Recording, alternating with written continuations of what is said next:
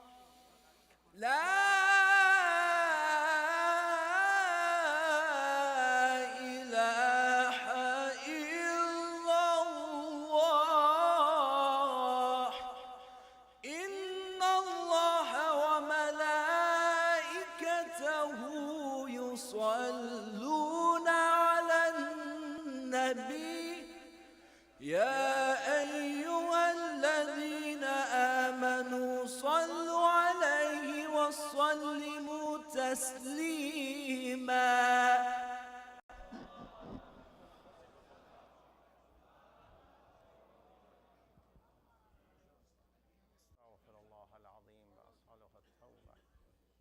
الله أكبر الله أكبر أشهد أن لا إله إلا الله